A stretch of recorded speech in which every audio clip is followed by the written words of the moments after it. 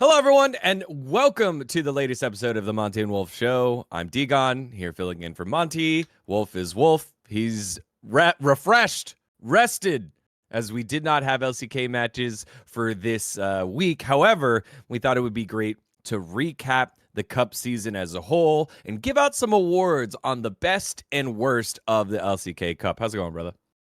I'm good. I've been kind of missing LCK. You know, when you go on break after a season, you end up being a little bit, for the first day or two, you're like, oh, nice. I'm not going to work for a little while. But on like day 4 or 5, you're kind of like, kind of miss going to work a little bit. Miss talking about Korean League of Legends, and then I was like, well, it's okay because I can watch the other regions and it'll be fine. I could watch some Los Ratones. I can watch some LEC. And then I found myself missing LCK even more. It was kind of interesting at least. But yeah, I've been trying to it's been announced. Obviously, I'm working on First Stand, so I'm trying to kind of get ready for that. I'm going to be hunkering down over the next few days. But I miss the LCK. Yeah, man. Well, let's just dive into that. How's it feel going back to international? At home at LCK, like, how do you feel, man? I feel like that's the goal for all of us casters. I mean, it's fun to get invited to these types of events because then you get to, like, for me, a lot of casters are always like, if I didn't do the international event, then like my career is meaningless, kind of like dread. I think a lot of people have that. Or like feeling like, oh, it means that the publisher doesn't appreciate me or people don't think I'm good. For me, a lot of the time, I just feel like I want to challenge myself in a different way and learn different teams and different regions. Obviously, as a freelancer, like if you get to do these events, it's more money for you in your life, so that's a great bonus. But the thing I look forward to most generally is collaborating with the other broadcast talent around the world, working on these events because you see them work all the time at the LCS or LTA, LEC, etc. And then you never actually get to like see what they are thinking, like going into a show and stuff, like what we do at the LCK. So I really enjoy that sort of collaboration that we end up getting to do. Yeah, gonna be very exciting to see all of the friends that we've made over the years get to come to Korea and see what you guys get to make. So it'll be a lot of fun to watch. All right, we had a couple of names for this week. Comments starting with names. dGon Wolf Show. I think because Monty's gone. There was one more, a couple more. There was the werewolf break with dGon. See, so wolf, okay, all right. Well, sorry. One more. There was one more that popped up.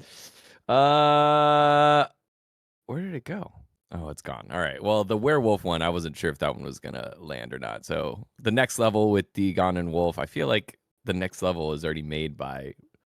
It was like a Riot content piece, wasn't it? I don't know, maybe. Yeah, I feel like it was a Riot content piece. Dances with Wolves. There we go. That was the other one. Thank you to all of our friends writing comments there. The other big takeaway from comments from last week's episode, we talked about Fearless and going in on Fearless for the final time. Almost the final time. Did you hear that the LCK was possibly talking about instating it for the spring Yeah, split, I was gonna talk about it later in the show, but I guess we could talk about it now. Yeah. Okay, so the comments mostly agreed with you. They mostly agreed that the quality dropped and Fearless was like novel, but like what we loved about LCK was worse. That was like majority of the comments. Thank you for all of you that commented. I was very excited to see that people kind of did. I'm not saying like people have to agree with my opinion or I'm not happy, right? Like I kind of felt like after we ended the video, I was like, I feel like Last Free Nation viewers and Monte Wolf viewers are pretty smart, and I think they're gonna have like they're not gonna have the knee-jerk take that like most people on Reddit would have. For example, they're like, "Wow, amazing, must have, I need now, it is the best." And like no one's really talking about like what has changed or what's happening. I think it's okay to like Fearless though, and a lot of people that I've talked to, even like casters wise or people in my Discord, for example, who are very knowledgeable about the game and watch everything. Like the most hardcore people still actually think Fearless is better and they like teams being pushed. I have a different take on that, but we've talked about that last episode. If you want to really dive into that, go watch the last episode. Yeah. So we talked about how, like, and I told you guys when we were doing that last episode, I'm like, sorry, but it's not happening because the teams are already told, and like they won't just change the rules in the middle of the year. Apparently, Well, you know, apparently, like there are reports that they might just change the rules in the middle of the year. And I do think that the overwhelming response from the Korean side, when we've talked to people about it, has been like every Korean talent I talked to, and I won't name names, but like I'll tell you, it was universal for those who I did talk to. Where I was like, "What do you think about Fearless?" It was a very political answer from every single one of them. They all kind of did the like, "Well, it seems like fans like it a lot." yes. And I totally forgot what the answer was. It seems like fans like it a lot was totally the answer. they were just like, "It seems like fans like it a lot, so we might have to do it more." That was the answer that everyone gave. Which to me felt like, and I can't put words into anybody's mouth, but like the way that it was said made me feel like, well, it's not personally for me, but I guess we have to do it now, which I think is like the attitude that I have and that you have. Yeah. But you know, the Korean fans do seem to appreciate it quite a bit. Because they just love new picks and ruining solo queue and stuff like that in general. You know, at least support, give me that Shen support. Let's ruin solo queue as real support because Carrier played it that one time. I imagine the teams are not happy to hear this and probably are having meetings with Riot about this. I would imagine just because, like, building your roster with a player like Lehens, the stocks of that go up way more. Showmaker, etc., go up way more if you know it's gonna be Fearless all year. But if you want a more robust, more standard team, I guess, or like just talent, even if they have smaller pools but are really good at smaller pools, like Closer, for example, then you're probably like, well, yeah, this guy's gonna be great in a normal drafting scenario. But if he gets pushed out of his comfort zone, as he did and many players did, in this LCK Cup, then players' value goes down. So Yep. I think that if the teams do eventually say, look, it's better for viewership, it's better for us, even though it's going to be hard for us, like, let's do it. If the teams kind of vote and it's a pretty large majority to say, yeah, we want to do this, let's change it, then I'll just raise my hands back and say, like, it's best for the league then. If the teams want to do it, the fans want it, fine. Because like, the league has to continue, the players have to keep getting viewership to get sponsors to be sustainable, etc. But if the teams are like, no, you can't change the rules, like we already planned the whole year this way, then I feel like Riot can't just tell them tough shit, we're doing it anyways. That's kind of like where I'm at. So for me, this feels like the reverse North American format problem, right? Where for the longest time, NA was double round robin, best of one. And then you would go to international events and just not know how to draft 3 games in, 5 games in, right? Because we never did that.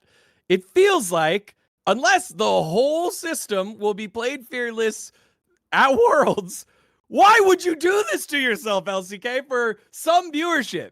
Because we already know people are going to watch the LCK because, guess what, guys? It's the greatest league in the world.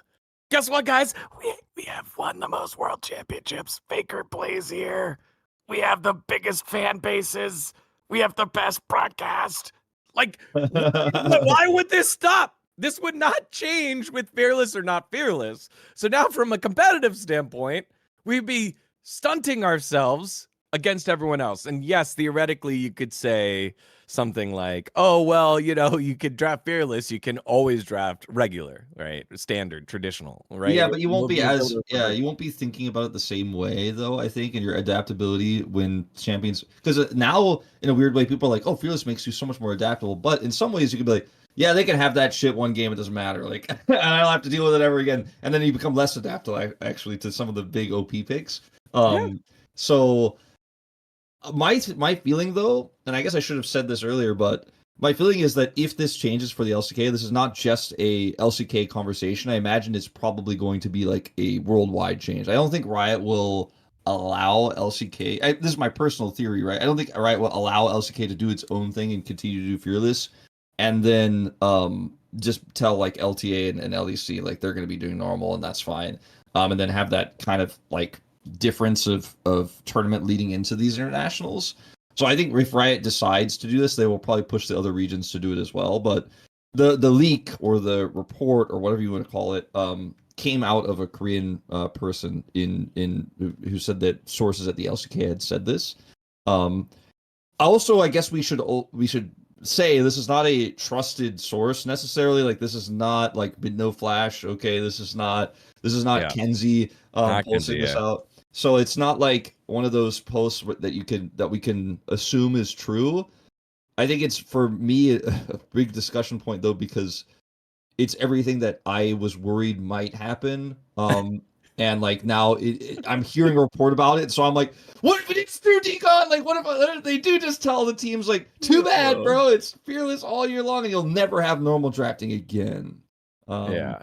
Again, That's scary. more than happy for it next year. More than happy. Like if I just feel like, why do we have rules for? Why do we do this? And I disagree with you in this theoretical world where they do make a change. I totally could see LCK being like, this is best for us, so we're going to do this. And Riot will just be like, we don't have enough time to mobilize this. And also, we don't feel like this is the place where we hold the LCK. If they are going to do this and it's going to drive viewership up, and this is a purely viewership kind of move, then we'll let them do that. Like, I think they could just kind of be like, yeah, this is what they're doing for the first split and move on. So anyways, we'll like what you said, we'll see what happens if this report continues to have legs. But it was a very just from when we thought we were like signing off from the LCK for a little bit, and I was starting to get like, all right, yeah,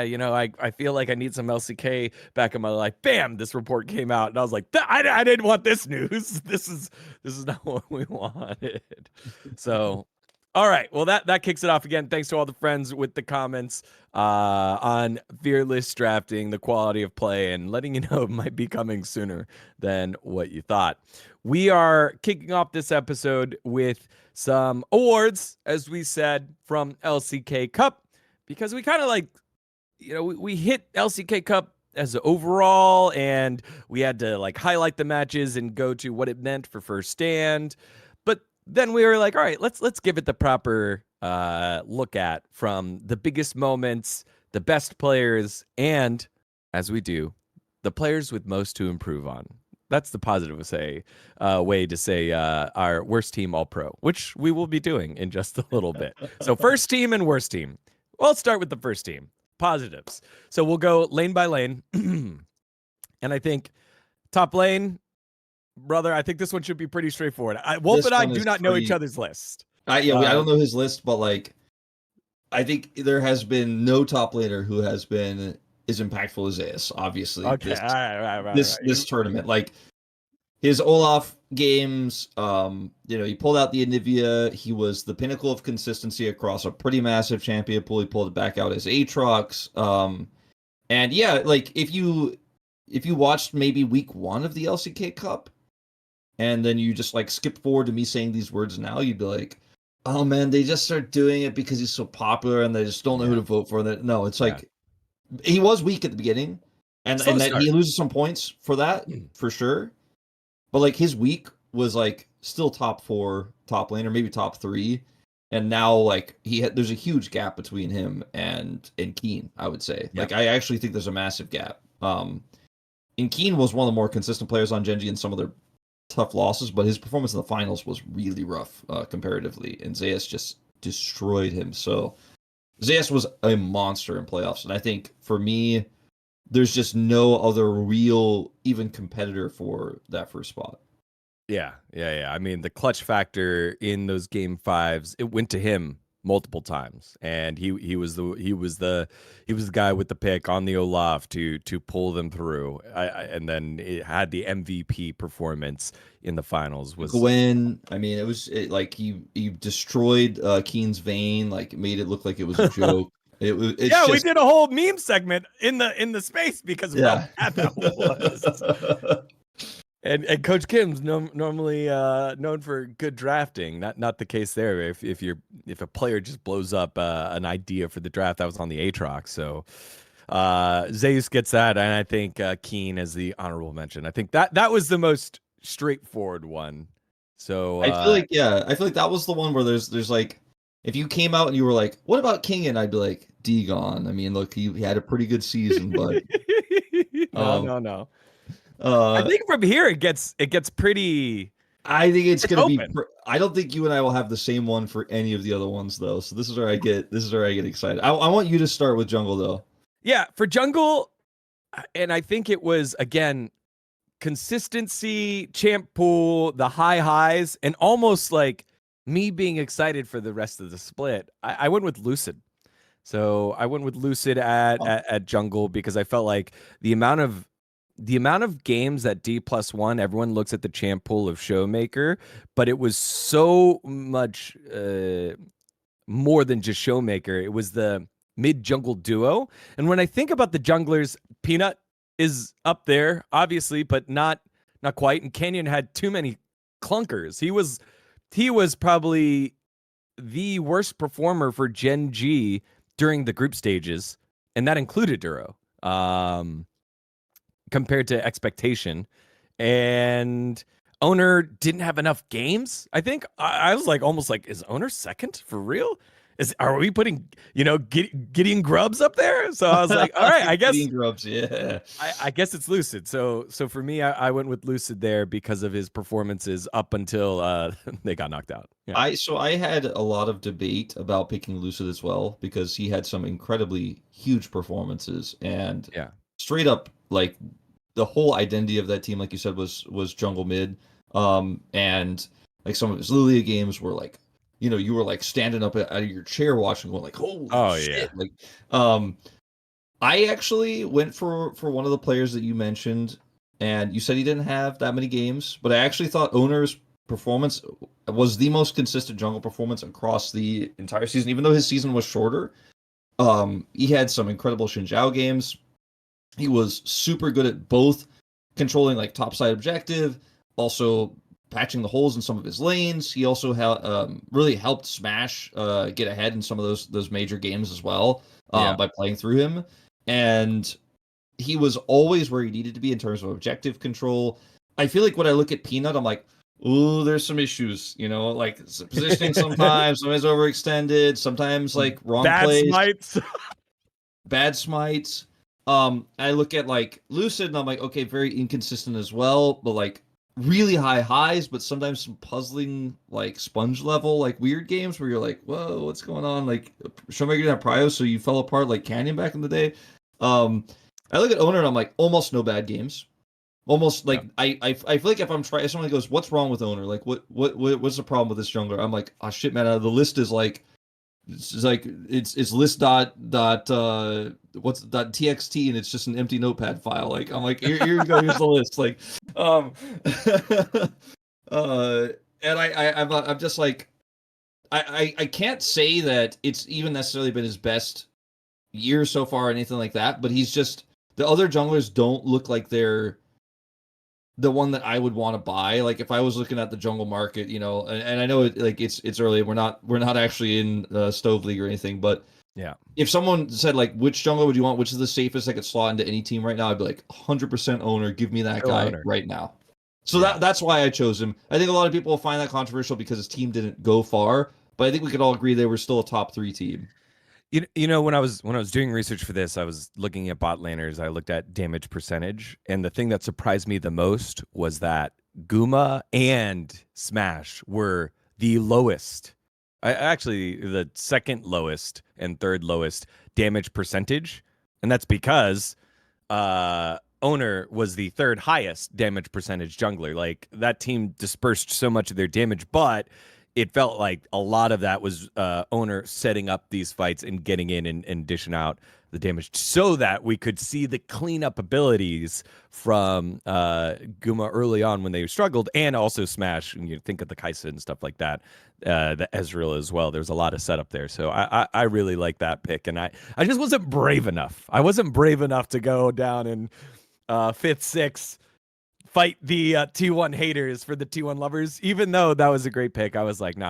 I think Lucid's performance was pretty brilliant, especially because I just remember how many times we brought up, look at this current reigning rookie of the year in year 2, bringing up rookie of the year candidate in year 1. I felt like I thought that so many times, and so that won out for me. But okay, this is good. This is good. All right, mid lane. This one to me went for the growth of this player. Gosh, I really wanted to give it to Fisher, and I was like, no, I can't give it to Fisher. Like, he was the first time all pro. But the growth of this player in terms of, it was what I saw in Game 5 against Nongshim, and it's Chovy, right? I gave this we one had the to same Chovy. one. We got the same one. I was so happy for us to not have the same one on any of them. Yeah. As soon as you said the growth of this player, I was like, fuck, you and Chovy also. Yeah, I did. It's just because there was way more like, I need to fucking carry despite all the odds, and not just farm and look good. I need to win ugly. I would need to win dirty. In that Game 5 against Nongshim, he gives up first blood. Fisher has 2 kills on the Smolder, and he like just smiled and laughed. And then apparently I talked to someone who talked to him afterwards, and he was like not stressed about that series at all. He was like, wow, I really loved that, and I realized this is the type of game I need to win if I want to achieve greatness. And that's the level of growth that we need from, you know, our from Chovy, from the one of the best, if not the best, current mid laner in the LCK. Like, you need the killer instinct. The thing that Faker used in the finals on the Sylas against BLG, that's what Chovy needs in those clutch moments. So he's already been in these clutch moments. Now we need him to have that when they're losing and be the one that pulls them back on in. It's just another facet of his game that continues to grow. I think, like, I'll echo everything you said, and so many LCK players, especially some of the high-profile players who are a little bit more classical in their approach to the game, like Faker, for example, or even like a player like Kuro in the past. You know, you see that like they make so many safe decisions, like minimalizing risk is why they have a CS lead or a lane advantage, or at the end of the game, like they're never behind. And even if they end up getting like POG at the back in the day, like they might get it with like, you know, 2-0-6 or something. Like they didn't really pop off, but like it was a pretty clean game from them. And they play around their KDA a lot, you know, like I'm not going to make any mistakes. I'm not going to overextend sides. I'm not going to make a big play because it might backfire. And so many teams, even some of the best teams, and even Faker, like would often like play it safe because he's waiting for the one big moment and not take any risks and then lose games because of it. And I think Chovy was really in that same sort of category until recently, like you're saying. Like he's okay with going like 7 deaths in a game if it means that like maybe he won that one team fight for his team and he's just fishing for it constantly.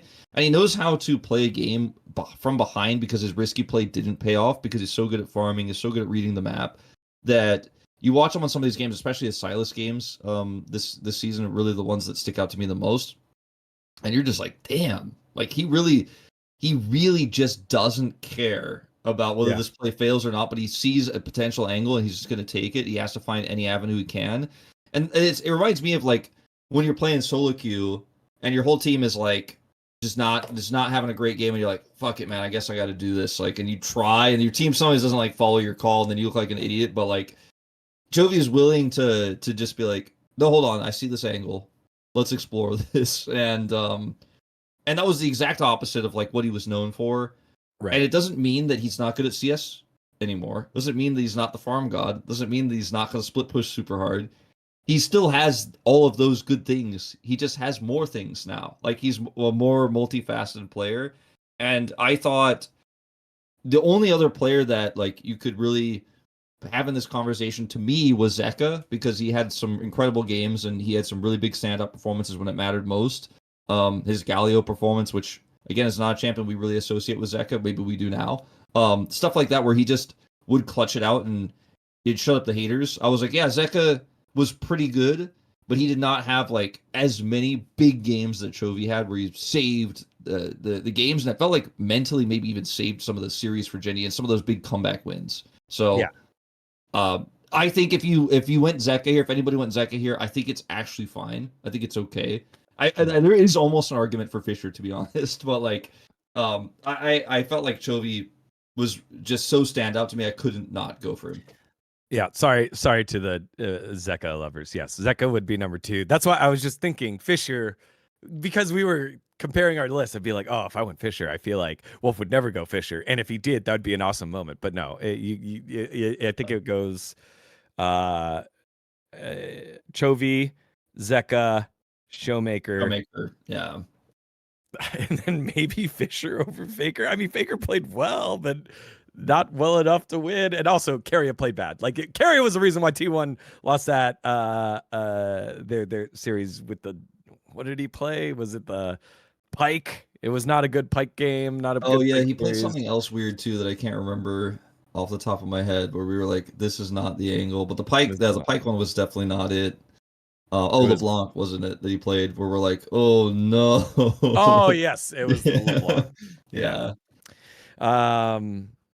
So I think Faker could fit there, but I think I would go, Chovy, Zeka, Showmaker for mid. Okay.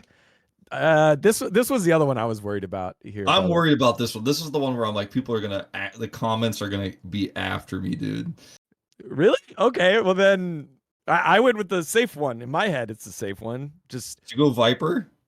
The player that can play the most. Didn't we pulled up the graphic of him versus Ruler and AP champions, and his ocean of champions that he could play. He did play like some of the most champions. However, he did play some of the most games in LCK Cup. Goes equal in lane, 0. He was actually 0 gold difference whether they're playing through him or not. Like, Viper was core to this Humble Life esports team. His flexibility, yes, Viper was clearly my number 1 in my eyes. Who you got here? So for me, when I think about 80 carries for All Pro, it's often like if one player is so much more consistent, like there's very few isolated deaths, they're pumping damage. Like I've really changed how I look at 80 carries and quantify their achievements and what they've done during a season or a year a lot, because I used to just think like, ooh, 80 carry gets pentakill, like he keeps getting pentakills, or like, wow, he had that really amazing steal on Baron, like, you know, Guma got that Varus like arrow steal and stole the objective, and like that's what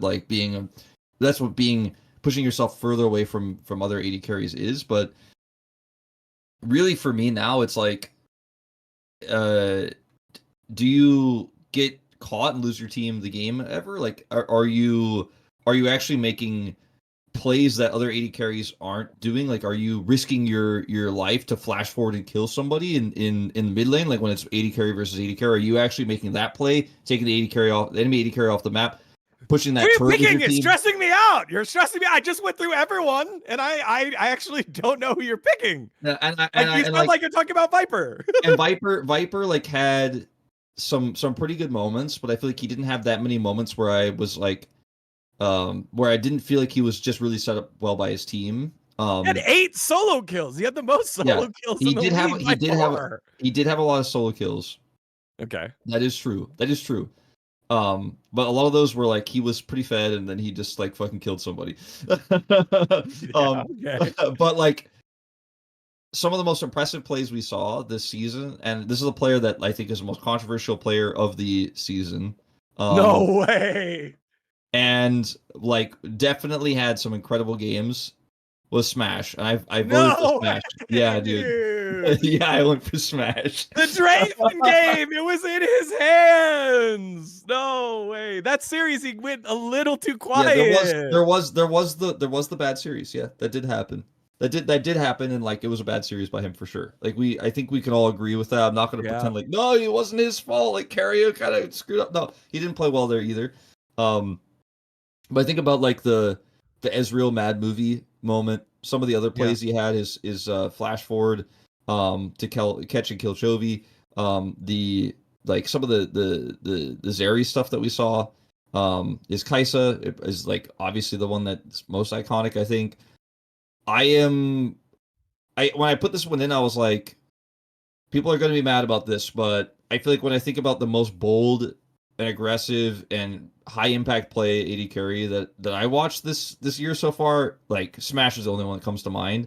And like, yeah, you could look at like Ruler's damage numbers or Viper's damage numbers and stuff and be like, oh yeah, Viper's so important to his team, but now for AD carry, I'm kind of looking for like who just won the game in like 2 seconds as an AD carry when no AD carry is doing that. And for me, the Smash was trying to make those kind of plays like nonstop. He was winning lane. He was a monster. So, I'm very self aware that this pick will come off as controversial, and a lot of people won't like this pick.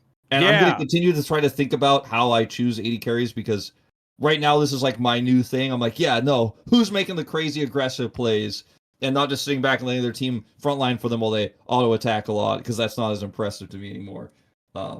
And like getting caught definitely takes points off, which is why Ruler was not in the conversation for Ruler's me not in the conversation at all. Sorry, guys. Yeah. Damn. Yeah. Because I mean, I guess if you went number 2, right? Because I like throwing out these honorable mentions.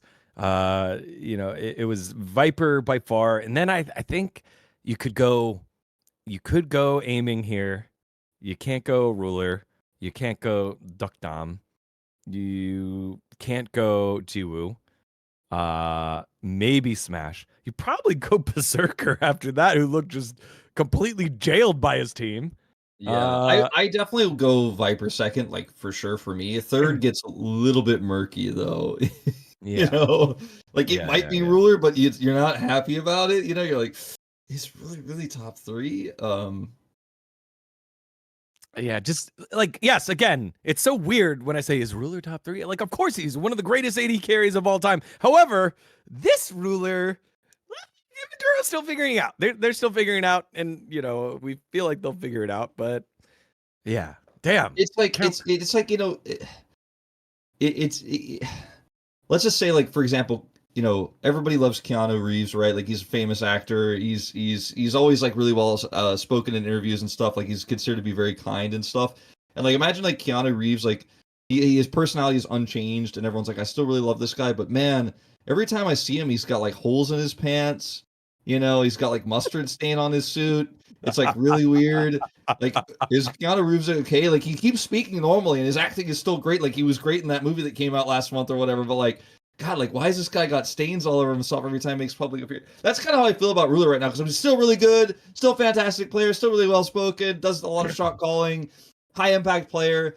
But like, you're like, but man, that game 2, dude, like, what the fuck was that? Like, you're kind of like, there's just so many stains on Ruler right now. You look at him and you're like, is he even good? But then you like watch his good games, you're like, oh, okay, he actually could be the best.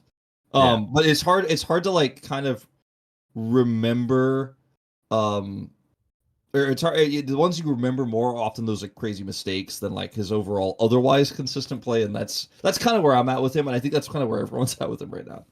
Yeah. So, all right, well, one more to go. Golly, I can't believe you went with a Smash. Look, I love me a good T1 Glazin. And Owner, I think, was a very good pick. I think Smash is controversial. That seems a little too controversial to me. Last one, support. This one, I feel like you have 2 options, and you pick one or the. Well, I think there are 3 options, and you pick one of the 3. For me, I just went with the creator here, the mad scientist. I went with Barrow. I think he took full grasp of Fearless, earliest out of everyone, and what we talked about with Chovy, I think that's the DNA of not caring if he dies once or 7 times, as long as they win. That's the type of DNA you need from that he's trying to get from Beryl, and Beryl got to show it on display for everyone and kind of set the tone for the whole tournament for all supports, just to get in there, play the champions that you are good at and affect the game and really have have fun in the champion ocean. And his engages were great. His setup for his team was great. The amount of draft capital you had to put towards him was beneficial for the team. Sure. And allowed Showmaker to be able to play all the different champions that he did. I think him and Aiming still figuring out how to fully work together. I think Aiming, again, our gold king from last season, where he is constantly just farm, and then late game aiming has to adjust a little bit now because of how good the engages and how consistent the engages are from barrel, the angles are from barrel, compared to before where he was like, hey, I just don't trust my support, so I'm just going to farm. My support is going to look like he's going to engage, but actually we're just here for the gold. He didn't get gold king at all, and I think that's because barrel is looking to win earlier and looking to make plays earlier, and I credit that a lot. Again, that collapse in the Gen G series, the 3-0, I think were those flaws coming to fruition of the team and not necessarily just him. And so I went with Barrel as first team All Pro. I think that's first team LCK. I think that's a pretty wise and like pretty good vote. Like this one was, I feel like for me by far the hardest. Really? Yeah. Like the 80 carry one was tricky. And I was ready to do a controversial pick, so I was like, whatever. Like, I'm gonna go with it. This one was the one where I'm like, Lehens and Barrel were the supports of the year so far, right? Like, obviously, massive champion pool, wild Elise gameplay, lots of deaths, lots of success, though, lots of dying to win team fights, win games. Horrible KDA, but you know what? Like, it doesn't matter when you win in the end. It was one of those seasons for Atlas where you're like, fuck yeah, my time is here. Barrel's dying, but he's winning, and it's great. Everyone's gonna shit on his mechanics, but like it doesn't matter because his shot calling is great. And he keeps making these good decisions.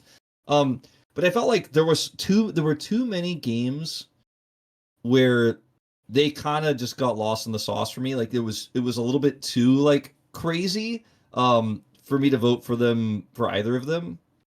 Okay. And then I was like, well, who is it? It's not Duro. There's no way. And I thought about some of Delight's weaker games, and I was like, yeah, Delight had some weaker games for sure. And I want to say like one of these games he played like Poppy or Leona, and it was just like he was completely off, and he was not matching the rotation. But I looked back at the finals, and I was like, he was pretty solid. He had a pretty good finals series.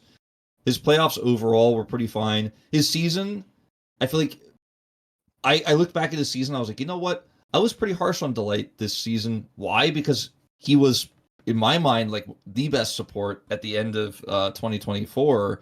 Yeah. And like my standard was so high for him that I felt like, oh, Delight's like a little bit off right now.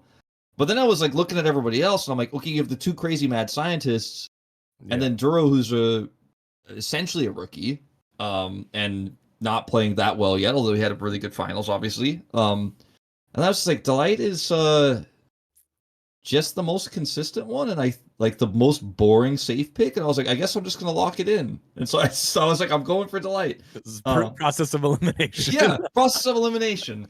I feel like we haven't seen a lot of supports, just this year in general. We haven't seen the support that's like carry a dominance level where you're like, wow, he can play anything. He's so incredible at everything. He's winning every lane. He's making the best engages. His vision game is on point. No one has really been super clean. And so I think that's why, like, it's actually totally fine to vote for Barrel. And if you voted for Lehens, I would have also been like, yeah, no, I could see it for sure. Because of the other impacts, like in draft, like that's a really good point you mentioned, like how that impacts draft. Delight never impacted draft, to be honest. He played whatever he was told, and he did fine, you know, like. Yeah. But it was kind of a process of elimination thing for me, where I was like, similarly to how I voted for Owner, I'd be like, who's the one support I'd want to get, like in first. If we were doing a draft, like who's the first one I'd want, I'd probably grab Delight. You know, it seems like the safest bet right now. So I went with him. Like if I'm picking Barrel in that situation, I'm like, ooh, hope we can build a roster with this. You know, ooh, hope this works out. Ooh, hope it's Barrel's good day. You know, yeah. Like if someone puts a gun to your head and says like, which support do you trust right now? I don't pick Barrel. Like I want to, but I don't. You know, I might die, man. Or you might win 2 world championships. Come on, man. Like, that's what I'm saying. How many world championships does Light have? Bro talent, love bro talent, but yeah, I think this format was so good for Barrel, which was super fun. So yeah. Those were our LCK Cup picks. I was worried when you're cooking there at support. I was like, oh shit, he's building up Delight like he's not gonna pick Delight. Who's left? There's no one left. And I was like, okay, no, Wolf did not overcook at all. No, I didn't overcook on this one. It was like the most undercooked pick, actually, I feel like. Yeah. Those were our LCK Cup first teams, first team all pros.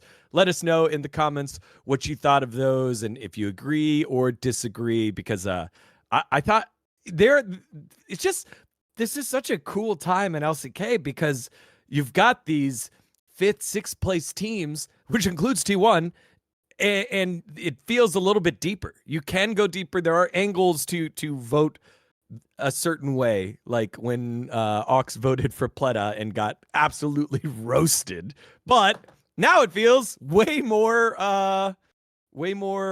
plausible. Like you have a way to defend it. So there you go. Let us know in the comments if you agree or disagree. We're not done yet. We've got 4 more different categories to go through. But before we do, it's time to remind you about our friends over at Mando. Now, time for us to ask a personal question. Do your balls stink? Does that happen to you?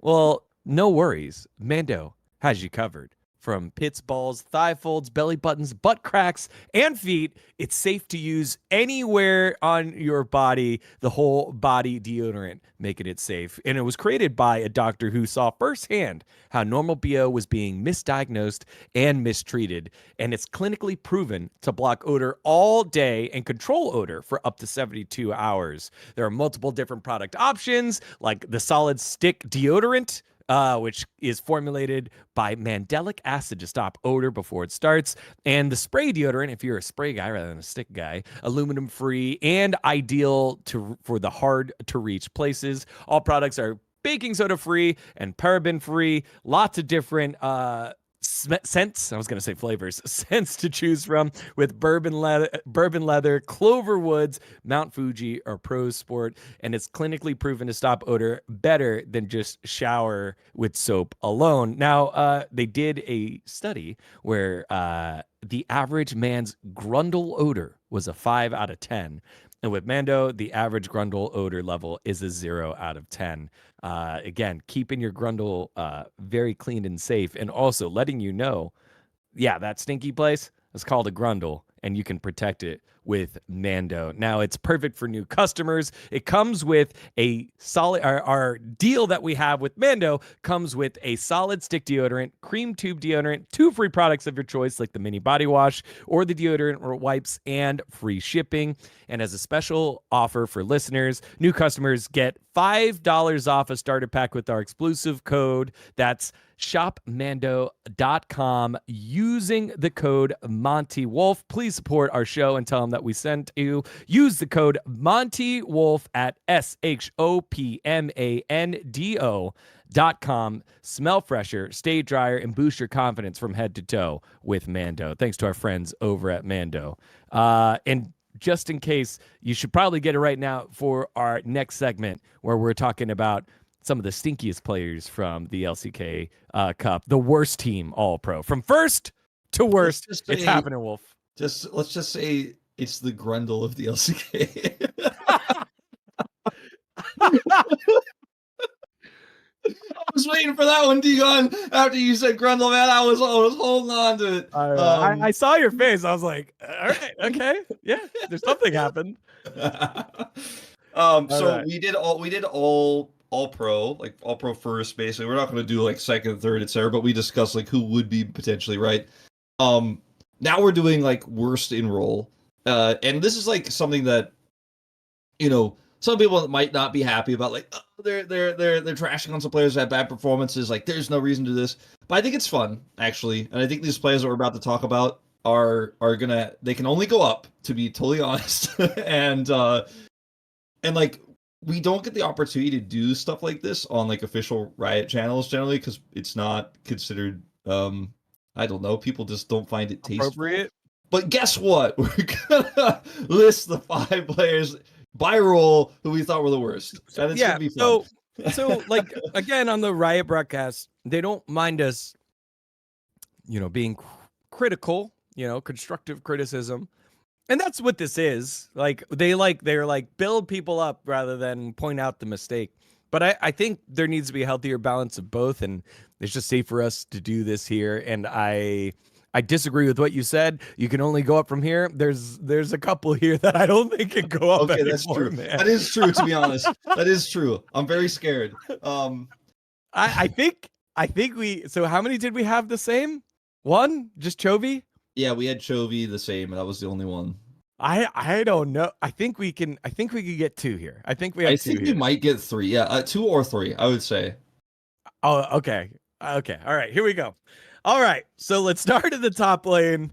You have a couple of candidates here, but I think one reigned supreme because of how many games this guy, a North American fellow, like who played a little bit in North America, like just got because their team kept winning despite him. And partially, I will caveat this. I feel like the team was playing away from him a lot.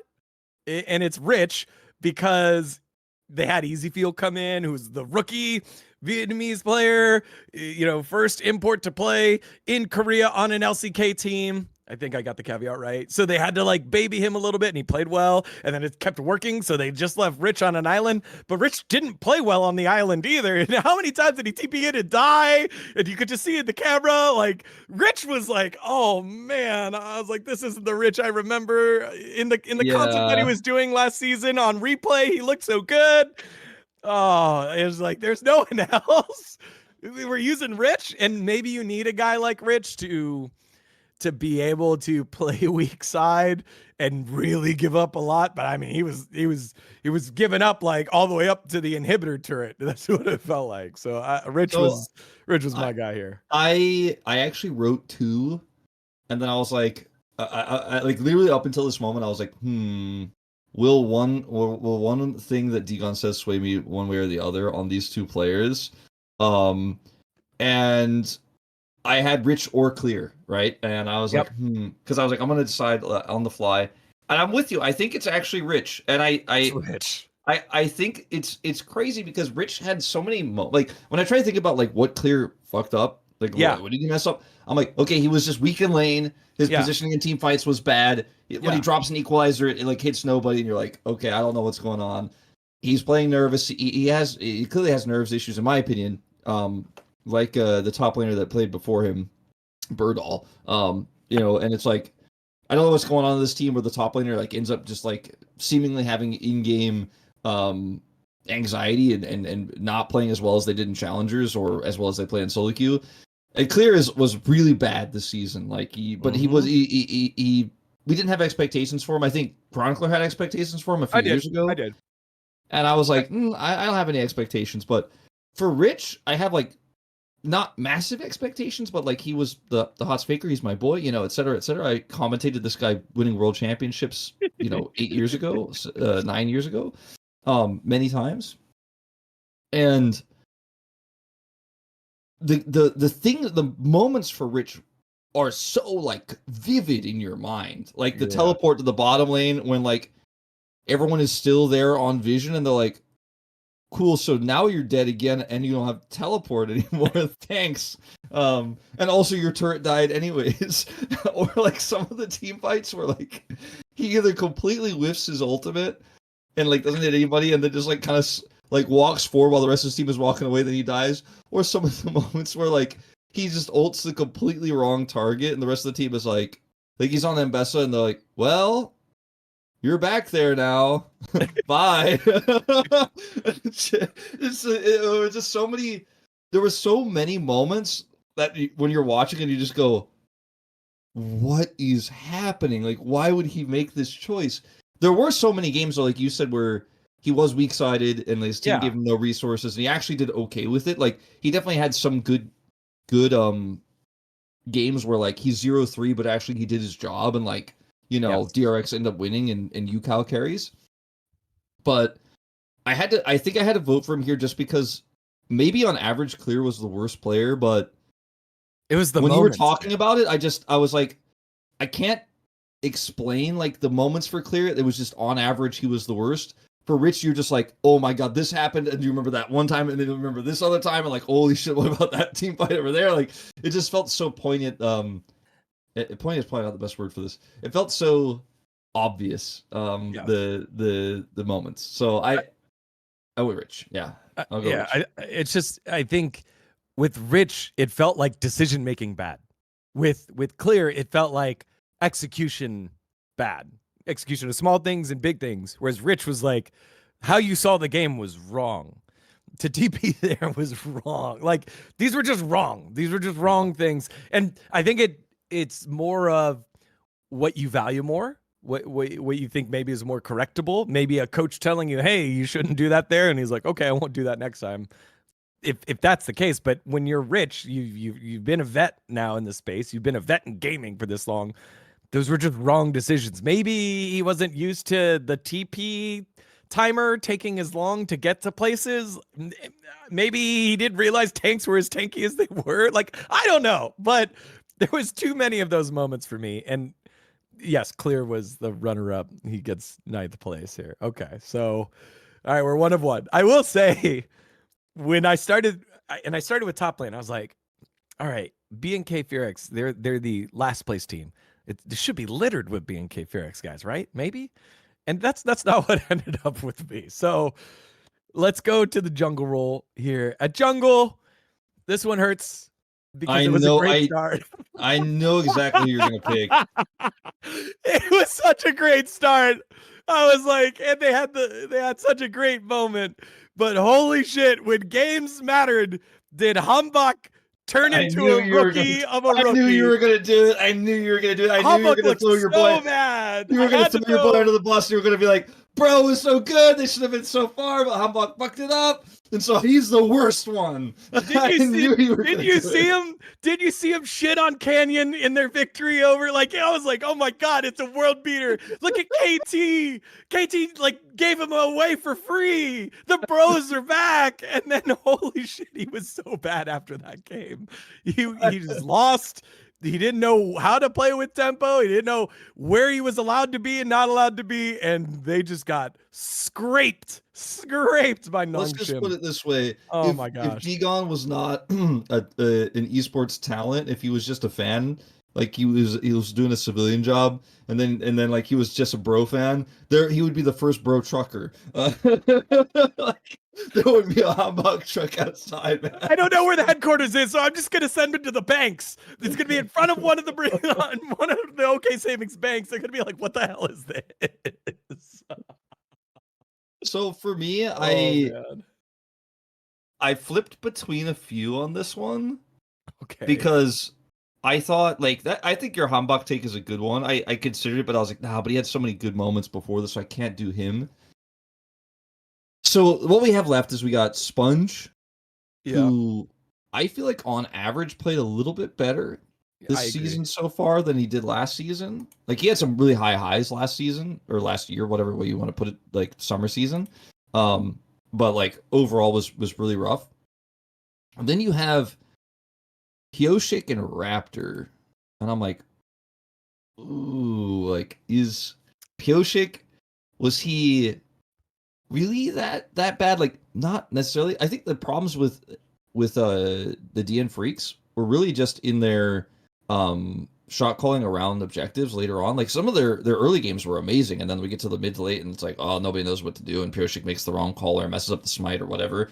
And Pyosik just, I think because Berserker is so popular, just ended up getting the brunt of like a lot of the hate around him this year so far. And Bulldog also similarly, like, a player who was really hyped up, even though he hasn't really done that much yet. You're so hard on Bulldog. I was the guy who was saying this at the beginning of the season. I was like, oh, is Bulldog actually top tier? Like he's super good, he's super smart, especially his early games. But I think a lot of people, will like just give Bulldog the shield. For some reason, Pioshik is just like this memeable person to so many LCK fans. You as LCS fans will be like, Mark, he's my boy, I love him. But like he's like back in the LCK fan, and LCK fans are just like, oh shit, here we go again. Not this guy. Like, they're like never gonna give him his flowers. They're never gonna give him his respect. They're never gonna be like, yeah, world champion right here. They're just like, this guy is bad. He's always been bad. He's the worst, and he always gets so much shit. But I actually think it's not usually like it's a little bit overblown, the hate. So I just have to kind of process of elimination down to another BNK player, like you're saying. There's quite a few of them that we could talk about here. Yeah. And I went for Raptor just because he just got outpathed like so many times. There were so many games where he got out farmed. His ganks were weak. His objective control was poor. And I think part of it, like the jungler often looks bad when the rest of the team is just no one's on the same page and you're trying to set up for an objective and you're like, the team is walking away and you're like, but hold on guys, I'm trying to hold the smite. I'm trying to go for the 50-50 here. And then he like misses the 50-50 and dies and you're like, and like if you're not really thinking about what's going through his mind and how the comms could be broken up, you're just like, well, this guy's an idiot. Like what? There were definitely some moments for Raptor where I felt like it wasn't his fault, but there were a lot of moments where I was like, this guy is just not doing anything. Yeah. And sadly, like for me, I felt like I was let down because I did feel like he was trending in the right direction when I was watching him last year. And so far, I feel like the jungle pool this season is just kind of crazy. Like even when you think about Hambach, you're like, yeah, he had some bad games, but overall kind of insane. Like his Kespa Cup performance was great. And then you look at like Sponge, and it's kind of like, okay, guy's better now. I feel like he's not one that I'm championing super hard here, but Pioshik is actually at his peak super good. KT has Cuz, and like KT's a weak team right now, but like they still have Cuz, and then Gideon is actually just kind of insane right now. So like, I know, Raptor has so to. He has to be better, or he's just going to be left behind. Like he can't just be like okay and good enough to be in the LCK, or you will just be the last one. And for me, like he was the last one here. Yeah, like when all of us saw the rosters for the season and being KFearX still had the clear Raptor connection, I thought that they would still be okay, and they were not. And I think that's a testament to Closer. Surprisingly, Closer had a couple of I can hard carry this, which then makes me think he kept them in games to allow the teams to play. But I thought, Clear and Raptor would be able to get it together. I think both those guys were just been a little too disappointing. As after BNK Fearix got pilfered for their talents, Henna going to LTA, Duro now over in Gen G, and then Closer with the Bros. So I think that's a good pick as well. If you're going against expectations, Pioshik also surprisingly like. I'm surprised. I'm surprised how much he dropped off. But for me, you counted Kespa Cup in your review here of Hambach, man. That doesn't count. He had one solid series and then some hope in the early series. I think it was against DRX, and then he got exposed really hard. So one of the bros had to get it if they're not making it to playoffs, and it was Hambizi there. So we'll see if Hannibal Hambach is going to be able to bounce back from this one. Let's move to the mid lane. And I think I just kind of gave it away a little bit there. If I didn't vote for Clear up top or Raptor at jungle, someone's got to be at fault for being KFearX, and for me, it's Vikla. Oh, man. And it hurts my soul because Vikla went from Rookie of the Year in KT in 2022, I think it was, moves to FlyQuest and gets absolutely scapegoated for the performance by FlyQuest, gets replaced by a collegiate player, and then disappears, goes to LPL for a split, doesn't do well there. This guy had so much more success, and then just is so down in the confidence meter, just needs a win. He just needs some wins, but he he doesn't have any wins, and he's on a team full of guys that need some wins. Kellen, that boy needs some wins. Diablo, he wants to prove himself. He needs some wins. Vikla, he needs some wins, and no one is winning there in BNK Fear and it doesn't show anywhere else more than in the mid lane, where he is just making some mistakes. I think he had the most solo deaths. He's like by far like the lowest KDA. It was brutal. It is brutal statistically for Vikla. And then you do the eye test as well, and he just looks downtrodden. And as the one of the losingest general managers in the history of the LCS, I know what it looks like when a player loses too much and loses confidence on my time at Golden Guardians. And that's what Vikla looks like. Vikla looks like he belonged in 2018 Golden Guardians. Go ahead. I also went Vikla. Okay. And like running the whole BNK Fear X roster, dude. Yeah, I mean, to be honest, like this team was like, it's crazy because you look back at some of the worst teams of all time in LCK, like Spenu and like Soleil One Prince and some of those other teams, like the old Rocks roster. Maybe it was Hanwha at the time, like when right before the swap was happening, or right, maybe it was the first season the swap was happening. That Viper roster where you're like, whoa. I think like this is not anywhere close to those rosters to me, because I just feel like the level of play this season was a lot closer, and like the difference between like 10th place and 8th place is not as high as some of those other teams. But this team really just felt like it wasn't able to like even pull it together a little bit. Like I feel like every other team, I was like, I could see some angles for you, looking pretty good, like nice, like, you know, DRX, I'm like, oh, this team is hopeless. Oh wait, UCal's popping off, like, you know, they're getting it done. And even like for DNF, I'm like, by the end we thought, okay, this is pretty hopeless. But at the beginning we were like, oh, it's some good drafts, some nice execution, like there's something there. I never for one moment felt any like shred of positivity for BNK, except when they almost beat Genji in that one game. And then they couldn't even do that. They couldn't even do that. And I'm like, all right, there's no hope. And like I've talked about this on the show so much, dGon, like me and Monte, about how like you guys aren't talking about Sandbox that much. I'm like, yeah, but this team is like, there's just nothing. There's nothing going for this team. It feels like there's never anything going for this team. Drafting is never great. Unfortunately, especially since Ryu took the coaching helmets, it's like been consistently bad. And Vikla is he's just in the middle of it, and he's not Chovying, where he's like we talked about earlier, where he's not like saving the day.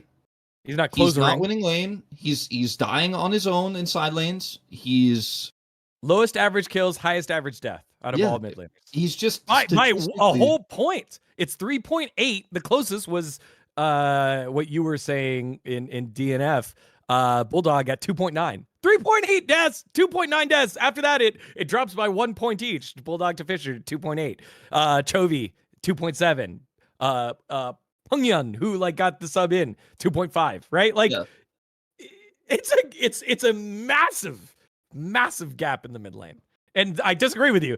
10th to 8th, maybe 9th to 8th, but 10th to anything. Well, yeah, that's what I really should say, is that like the gap between like 10th and 9th is quite substantial in this case. But I do feel like compared to some of those other teams, though, the gap between 10th to 8th is not as high, but it is definitely the highest gap right now, like in terms of like one team just doesn't look like they belong here, unfortunately, and like it's this team. So I know I'm talking more about BNK than I'm talking about Vikla right now, but yeah, Vikla statistically just bad. Not able to bail his team out of anything. Played Corki in his ear more than anything else. It just didn't show a wide champion pool. He played the Akali, and it looked really bad because it didn't make sense in the draft at all.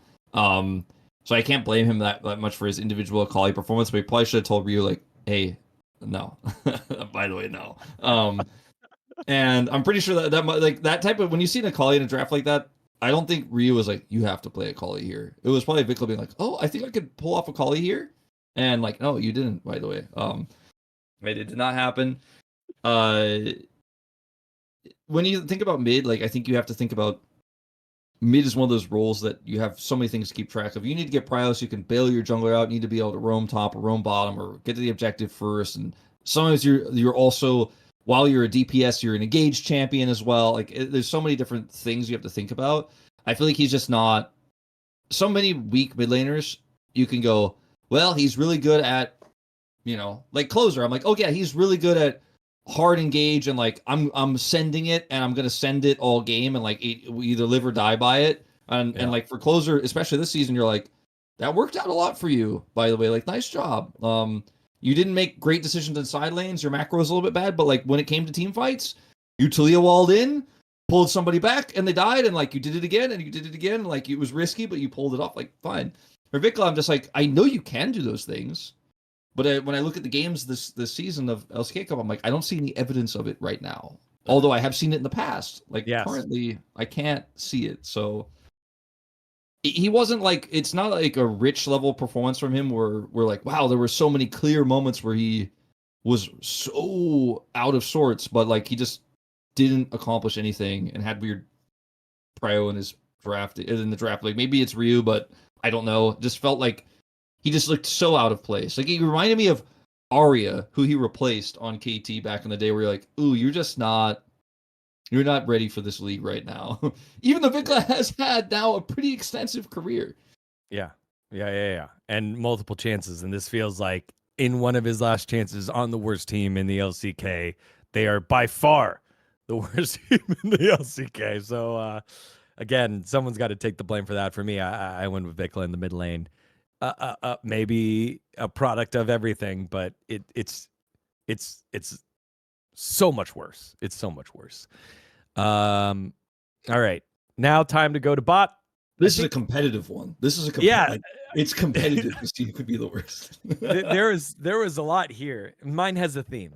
My bot duo has a theme. Let's see if you pick it up. But for me, I went with the person. This one, I will say, I didn't check the stats as much. I went a little bit more eye testy for this one. I think the stat I looked at was, what was it? Was it damage percentage? Was it kill percent? I think it was kill percentage. I think it was kill percentage that jumped out at me, and then average deaths, right? 80 carry, you can't die. You can't die. You got to dish out your damage, and you can't die. And for me, this was dGon. dGon had the lowest gold per minute, had the lowest kill percentage, and had the highest average deaths. And just from the eye test, remember that KT getting stomped by Nongshim in the playoffs, that was so embarrassing. And it felt like they couldn't get anything going. And it felt like dGon was never in a position to dish damage or do anything. He was just kind of there. Like, and you go through the list of the other 80 carries that, could fill that. Like maybe Diablo, but I'm like, Diablo's a rookie. He gets a little bit of a pass to me, and he's playing with Kellen, and his mid laner is the worst mid laner in my opinion. That's not his fault. And Diablo had a couple of moments. Like you can remember like the eye test a couple of moments. Who else? Bull, that doesn't really count. He only played 2 games. No, Bull's not like Teddy, Jiwoo, like maybe Jiwoo, but I mean, he had enough. He did his job. They got 4th, but he did his job enough. So to me, I think by process of elimination, this one went to dGon and the eye test for me. So like this one, I don't want to repeat everything you said, but like I feel like you had almost the exact same read on me. Moving into this one, so like for me, there were 3 that I was really considering. Like it was competitive, and it was dGon, who you mentioned, Diablo, and actually LazyFeel. You went with LazyFeel? Now, LazyFeel played okay. Because LazyFeel had like insane CS deficits in the early game, and like almost every game he played in. That's and it was true. like he got sometimes he was given like a bad matchup, and like they couldn't figure out how to lane swap it. But even in lane swaps, he wasn't farming well. It's 747 gold in 15 minutes. Yeah, his early games were by far the worst, and I feel like everyone's not talking about it. And I talked about it on the cast. I talked about it like on the desk. I talked about it on this show, but everyone's like, no, LazyFeel was solid, man. Some people are like even calling for Teddy to be replaced by him, and I'm like, let's look at this, because like I'm seeing it. I'm seeing the numbers. Like when I'm casting his games, I'm like, he's 30 CS behind right now. Like how is that even possible? Like he just wasn't CSing, okay? And he was often threatened a lot in lane, and he didn't want to fuck it up. I think so he played very safe sometimes, and got zoned out of farm. Safe, anyway. By the way, 27% first blood victim as an AD carry. The next closest was dGon at 12. So 27%. He's a candidate, right? You're swaying me. Diablo also, just really, really he barreled it basically as an AD carry. He's like, I'm going in, and 50% of the time it's gonna do something great for my team, and 50% of the time everyone's gonna be like, Diablo, don't ever do that again. What the hell are you doing? Like that's actually makes no sense. And like Diablo had so many of those fail moments for me. Is like it's sometimes in like 2v2 all in where he just like botches it and dies, and we're like, or like he ends up costing kill in his life, and you're like, oh man, don't do that. Like there's no reason. So like I test has had a lot of moments for him. The reason why I didn't go for Diablo or Lazy Feel is because they both had some really positive things I could say about them. I test wise. Yeah, exactly. So this is what I'm saying. I'm basically saying the same thing as you because Lazy Feel, even though he had those massive deficits, still got a ton done, and that's almost like more impressive than like the stuff that we could talk about with the other two because like he's losing early but then still getting stuff done is like a great thing. Like he should not be losing early, but the fact that he's still doing things is pretty crazy. Diablo also had those highs, right, where like some of those team fights were really good, some of those team fights were really high impact, and he ended up in some ways being the one player who could actually get stuff done for his team. And then Duck Dom, I'm just like, I have this hanging dread about like they didn't get hype, they got Duck Dom, it was weird, but I also was one of the biggest Duck Dom supporters for years after like everyone had kind of dropped their hype around him. Always thought he was good. Super disappointing season. Did nothing. Like he's like, I'm trying to think if he's more similar to Vikla or Raptor on this list for me, but I don't even know. It's like a completely different category because he's the type of player who, in the past in his heyday, had incredible laning phases. Was super good at swapping lanes. Like that was his thing. Like he'd play Aphelios, early lane swap top, push the top laner out, put his crescendo down, and just smack that turret and get plates. And he was like such a smart player for knowing when to swap. And I'm like, oh, it's lane swap meta. He should be good. No, he does nothing there. He does nothing in lane swaps. He does nothing when he's playing a normal 2v2. He does nothing in team fights. He gets caught a lot. He dies a lot. And I was just like, man, like it's not even like he's inting. He's just doing so little every game. Like he's just doing so little. And like the one game where he has like he's on his 2-item spike, and I'm like, okay, this is it. Then he like is the first to die on the team fight, gets engaged on die. I'm like, oh man, you were maybe you were gonna do something. Oh no, you can't do anything. He positioned badly. I'm so disappointed by Duck Dom that it supersedes like the crazy laning deficit and some of the really wild and definitely wrong decision making from a rookie in Diablo. Like Duck Dom should know better. So like I'm kind of biased against him because I wanted to be biased for him when everyone was saying like, no, why would KT make such a terrible decision? And I was like, no, come on, Duck Dom might get it done. And now I'm like, well, you really didn't get it done. You're on the bottom of my list now. Yeah, I think again, what exasperates it is what you said. It's you could have had your duo that won everything in challengers go up together, and in part, I think that's why Wei doesn't look as great. If you would have just had Hype and Wei move together, they know each other, they know how they want to play, they can grow together in the bot lane, and you have that. Instead, they go with Duck Dom. He looks worse. They play worse. Wei looks lost. It feels kind of weird. And then on the opposite side, Hype having opportunities to be the main carry and be the guy and make plays. It just very, very interesting. My fun Duck Dom fact is that he's replaced Deft twice now. Right? He did it once over at DRX. He does it again here in KT, and he just doesn't. He just doesn't look good. Doesn't look good. So, but those lazy feel stats, that was a really good argument, man. I was like, oh, I totally forgot about these things because I guess that's how much everyone I was got wrapped up in the narrative, right? Like a lot of people got wrapped up. And I'm the narrative guy too, but I got super wrapped up. That was me. And also, like, but in truth, though, like his team fights were pretty good, and he had some good plays despite like those deficits. So people kind of just like turned their eye to it. And I still remember the deficits, but I was like, but he still did well, so it's actually okay. But yeah, some of those stats were a little bit too crazy. I think it was a little bit out of his depth in some of those laning phases. Where were they playing to? If Rich was getting bodied on the top side of the map and Lazyfield was 30 CS down on the bottom side of the map, how could DRX do anything? Great job, UCal. Shout out to UCal. Good job, UCal. Down in support, it's the final one, and I said there was a theme. And for me, I just went to I went to who was hindering their partner the most. And so at first I was like, okay, Duck Dom Way, but it could like I felt like that was that's two on the nose. It's more someone's fault than the other. Again, Way gets the rookie pass, even though he did lose his way. He looked pretty lost. He was a strong candidate. But for me, you had and I wasn't even trying to spread the love here in terms of picks. You could have gone Kellen here as well. Kellen looked man, but I feel like Kellen had a couple of good games, specifically on Engaged Champs, which was interesting because Kellen's known as the Enchanter guy.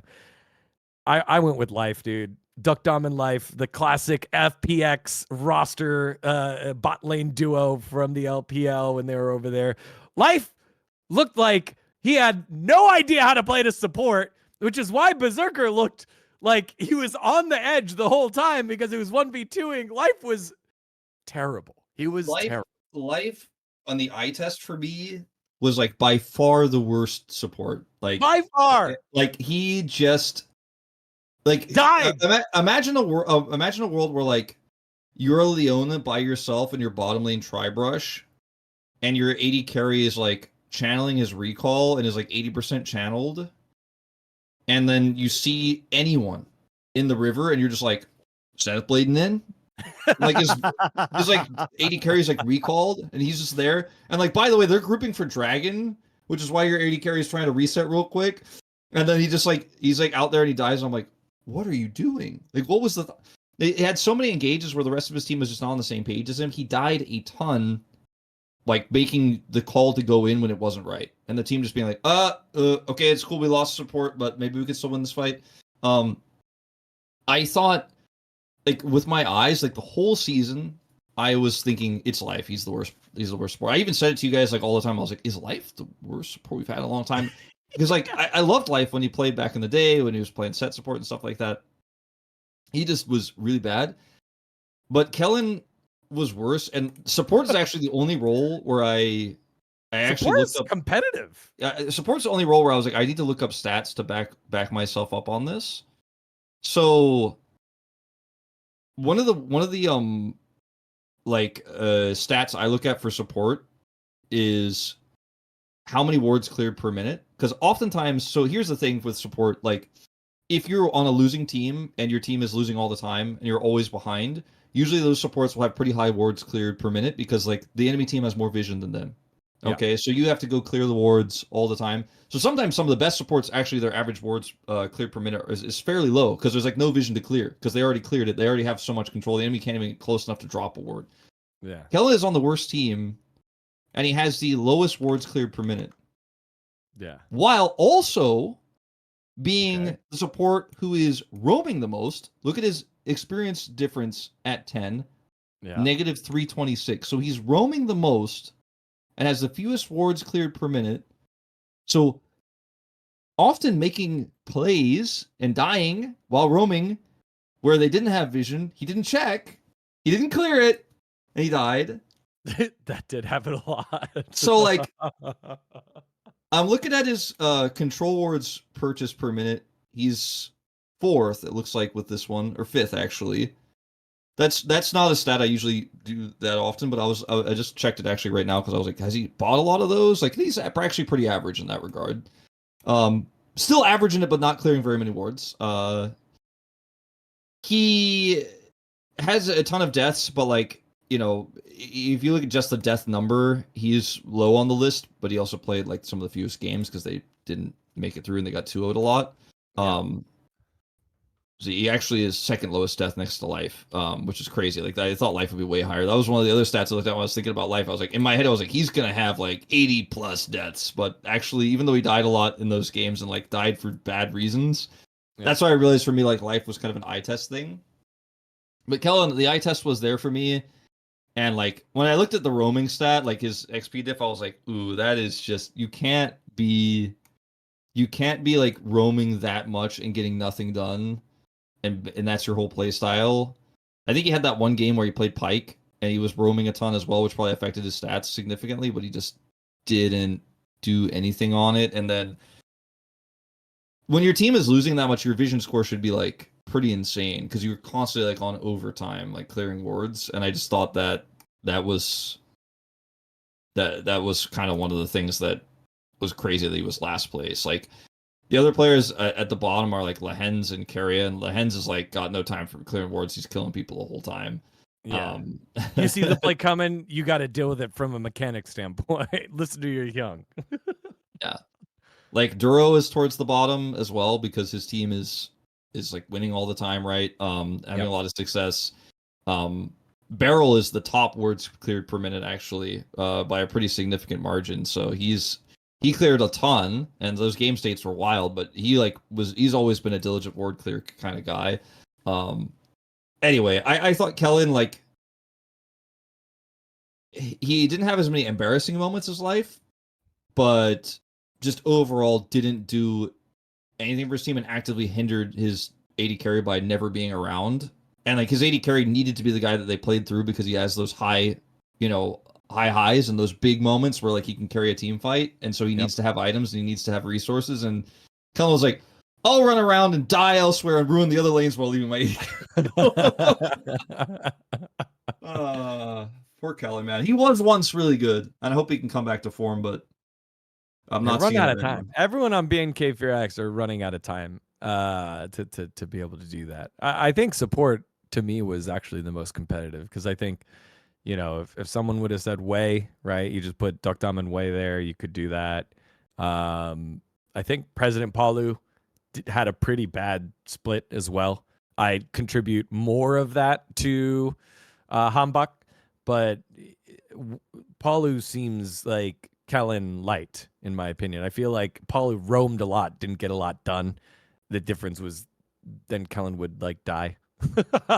But Palu, I think in team fights, didn't play as well as he did last split.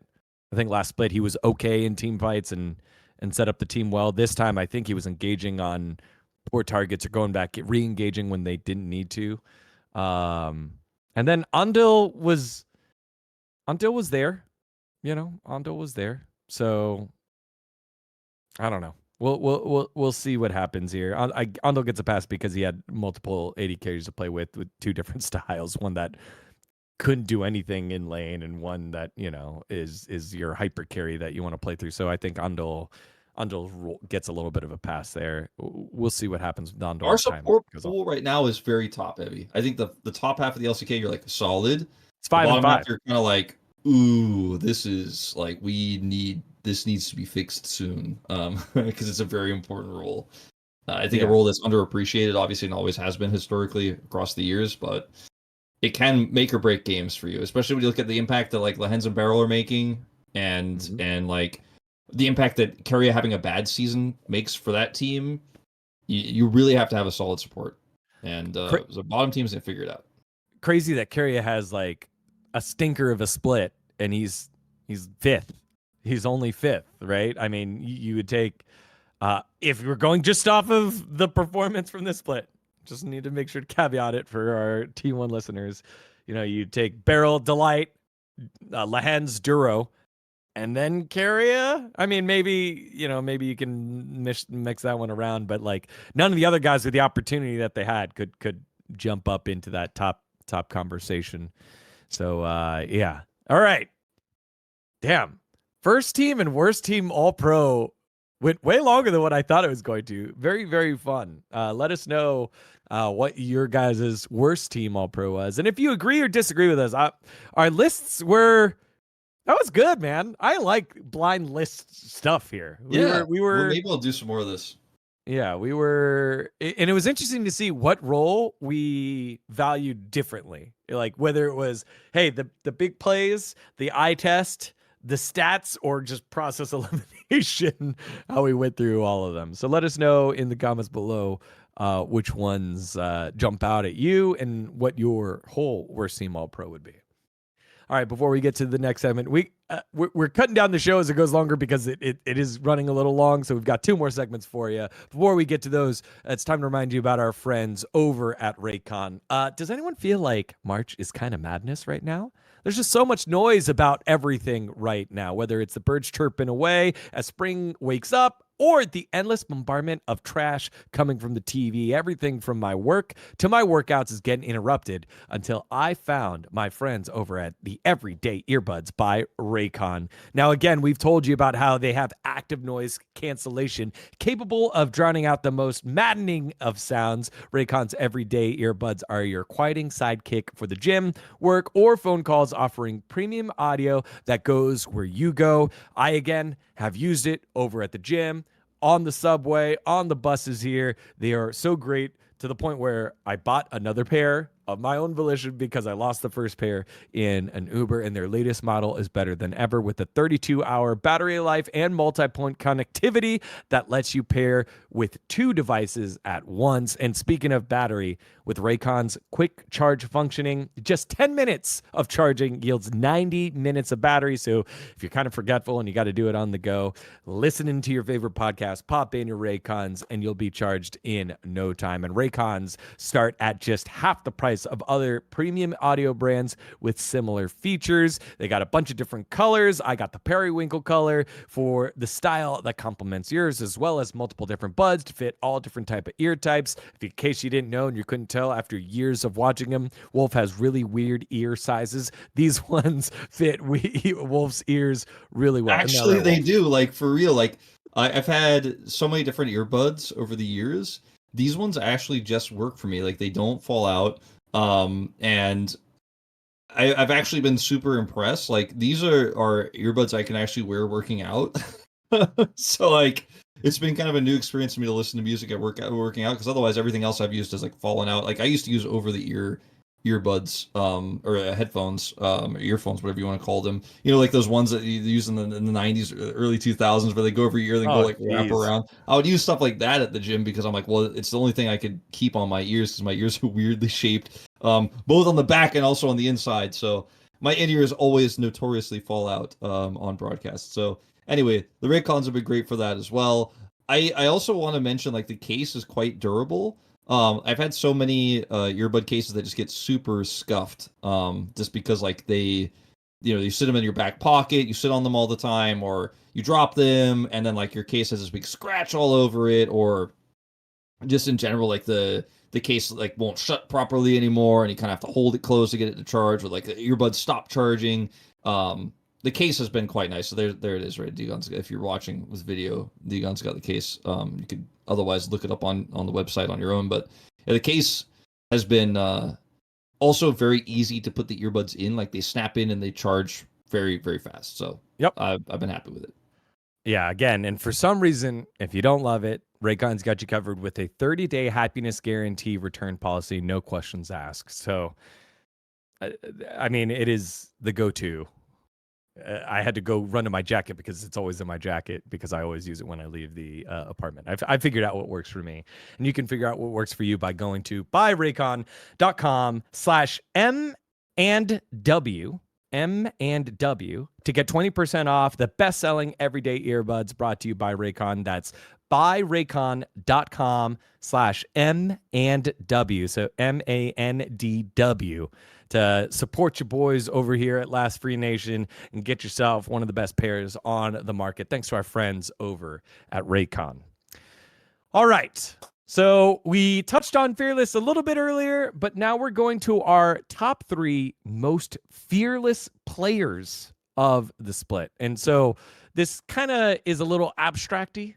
You know, who you could go literal and be like, all right, well, so-and-so played the most champions, blah, blah, blah. But this is more like who benefited the most as a player from fearless drafting. So when you think about it, you could do eye test, you could do what unique pick got pulled out, who was the most flexible, who is the best help for their team in terms of the draft, whatever it was. These are our top 3. Do you want to? I kind of want to go 1, 2, 3 because I feel like one to me is the most. 1, 2, 3. Yeah. 1, 2, 3. 1, 2, 3. Yeah. So I think we're gonna have 2 Wolf. of this 3 the same, just because it's super obvious. So. I don't think so. But I took a liberty with 2 and 3. 1 was very clear. I think 2. I took a liberty. I have like a couple parentheses for like honorable mentions, But Okay, well, yeah, I'll just say Showmaker for number one. yeah. Yeah, Let's get Showmaker out of the way. I think we don't even really need to talk about it that much, but had the biggest champion pool, was able to utilize draft incredibly well. Had a really awesome season, even though it ended kind of in a bit of a weak way, like where Showmaker just played normal champs for some reason, and then they didn't do anything interesting, and then they lost. Yeah. But we've talked about that already. We'll talk about it more coming forward, but I don't even think we need to explain this one that much. But yeah, Showmaker was by far the person who utilized Fearless the best. 18 unique champions played. The Pantheon mid started with him, and then it went to other places around the world. It was just fun to see him happy again. We had interview questions prepared for him when they won, and didn't quite work out. We just wanted to know what other champions were left. Was he ever going to play his ex-girlfriend? So his ex-girlfriend, it's known in Korea, his girlfriend was Syndra. He said famously he broke up with his ex-girlfriend. There's a clip of him in the client hovering over like I think a Syndra like champion shard and then crying, like fake crying, and then deleting it. So we had that like clip prepped in case they won, and they ended up just getting bodied in their series. And so that was a bummer. We didn't get to do the interview with them. That we'll save it for later. And if you see it, that was an early sneak peek on a segment we have for the space. All right, easy number one in the book. Number two, this is where I cooked a little bit, mainly because of this person's team's success, Wolf. And this might be your number three, maybe, but I thought here this team wouldn't be as successful without him. Probably your candidate for most improved player of the season, and that was Fisher. I think. Okay, Fisher, yeah, you cooked a little bit on this. I didn't see that coming. Yeah, Fisher had 14 unique champions played, so he was in the top echelon of unique champions played, which is sitting around like 11 or 12 for most players. And I think his flexibility in mid made it so able to do things. I think you could have gone Kingen as well, because he had like a couple of those weird games, but he didn't play as many champions as Fisher did. And I think the delta from what we thought Fisher was from last split on this same roster to what he is now, I think was due to being able to play Fearless, not having to just be a Tristana merchant as he was last split. And it really caught people off surprise. This is the sum of all parts roster. Thanks, Kingen. Thanks, Lahens. But I think Fisher had a lot of moments where he hung in there against some of the top players in the season, and I think a lot of that had to do with his champion pool flexibility. And I think he's gonna suffer the most when we go back to regular drafting. I don't think that this player that I'm going to have as my second is necessarily even going to draft that differently when we move back to standard. But some of the picks we did see from him in Fearless, I think are credited by most people as Fearless. I went Zeus for number two. I think he had some really, really impactful picks. Like he showed some mastery of the Anivia early, the Olaf, obviously, the Aatrox he was pulling out. Just so much flexibility. We know he'll play AD Cannon, so I really felt like, especially with the impact of some of those picks he had, the Olaf was the most iconic pick for him this season. Was so felt. Like the Gwen, obviously we saw as well into the Ornn in the game 5 that won them the finals. Those types of picks that he was able to pull out almost put him in first for me, actually. But I was like, nah, Showmaker's just like too versatile. Like he's done too many things. But Zeus ultimately was more successful in the end, but still a pretty easy pick for me for second. But I think your Fisher pick is it's unusual, but I think you backed it up pretty well. Yeah, Zeus was the first runner-up for me. I think that one was pretty obvious. I'll even throw out my second runner-up here for shits and giggles. For me, it was Viper. I think Viper's flexibility as well. Again, that champion pool graphic that we showed against for AP champions that are possibly played was very, very impressive. He played 13 unique champions, which then, yeah, go ahead. I was just gonna say, I think for third, like, it was a little bit tough, but then it became easy. Like I thought about it a lot. Then I was like, is it one of the players I'm overcooking on, or is it just Lehens? And I was like, no, it's just Lehens. Okay, I overcooked then. Because I was like, okay, he played Shen, he played the Elise early. There were always things that he could have played that got banned. Like he probably wasn't going to play Singed, but you're always thinking about it. Like, oh, could he pull out Yuumi in this situation? Is he so incredibly strong at that pick? Yeah. And like being good at Yuumi is not a thing you say just in general, but like with Lehens, you're kind of a little bit confident, like you could actually say it. So I gave it to him just because some of his picks, especially the Shen pick with the Camille Galio, were like draft warping. And like just a peek behind the curtain, like we had best draft as an award for the show, but we scrapped it, and like that was my best draft of the year was that Camille Galio and Yeah. the Shan. Yeah, like that was cool. Like I really liked that one. I think Lehens really just changed the meta and drew so many bans. Like Shen had to be banned almost every game that he was in. So I felt pretty confident to put him third. I wouldn't put him first or second, but third was good with me.